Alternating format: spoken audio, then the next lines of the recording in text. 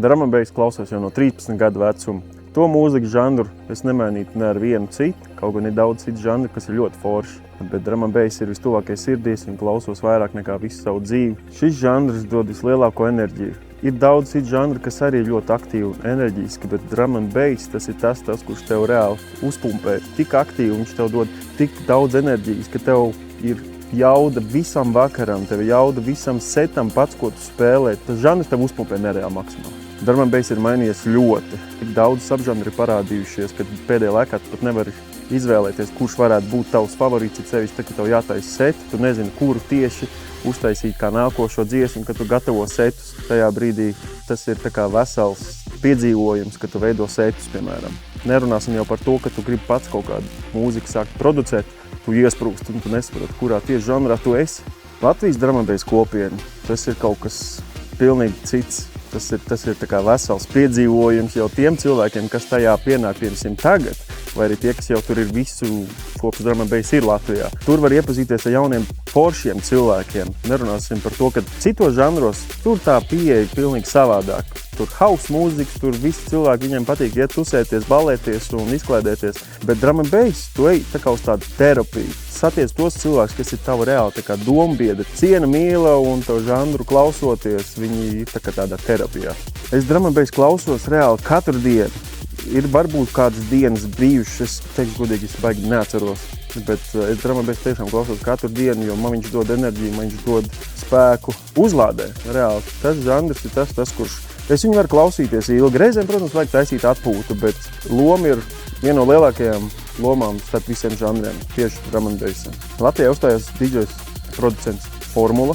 Man vajadzēja viņu iesildīt. Tas jau bija man tā kā tāds, spriežot pēc manas lielās pieredzes, tas jau ir wow, sasniegums. Pēc tam bija Pirapus. Vajadzēja nevis iesildīt, bet atdzesēt. Pirapus ir vispār viena no maniem mīļākajiem producentiem, DJiem. Tas bija tā kā tāds dotajā brīdī, man tāds pīks priekš manīm, man tas ļoti patika. Un tas bija tiešām tā kā elpa aizraujošs pasākums visu kopā. Un nākošais būs alkemists. Tā kā baznīcās tos vai arī reliģijās tos visi sauc par sektām, tie mums pa sektu, ja, pa visu tā kā. Principā tāds arī ir. Tie visi cilvēki, kas klausās tieši to žanru, viņiem tas ir tā kā reāli kopības būšana, un tas nozīmē, principā tas pats, kas ir visi vieni dombiedri, un tie paši cilvēki, viņi visi klausās vienu to pašu, un tas nozīmē, ka viņi sasaistās kopā, visiem iets vibes, tusē pie tās mūzikas, visi atpūšās, visi balējās, un visiem cilvēkiem ir vienas pozitīvas emocijas. Sociālajie tīkli reāli ietekmē šito scēnu tajā brīdī, to, ka tu vari sevi pats ļoti ātri bīdīt ārā. Ja tu esi neaktīvs kā DJs, neaktīvs kā producents, ir ļoti grūti izsisties, bet sociālajie tīkli tev palīdz. Tas ir reāls ierocis, tas ir jāizdara, it's a must, kā saka, tas ir reāli ļoti svarīgi.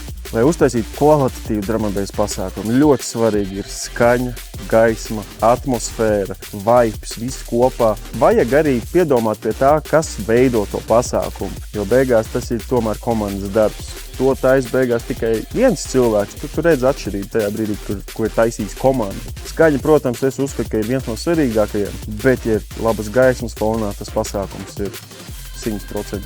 Es ceru, ka viņi tikai augs un zels un plauks un būs viss tikai labi. Viņiem ir up and down tam žanram, un tajā brīdī tu jūti to, ka kaut kas ir reāli jādara, vai kustēties, vai atdzīvināt to visu pasākumu, lai cilvēkiem ir, lai reveriem ir uz kurien iet, lai jauni cilvēki, kas iepazīstās ar žanriem, lai viņiem arī iepatīkās. Es uzskatu, pēc 10 gadiem, konkrēti par Latviju runājot, mēs vēl tikai augam.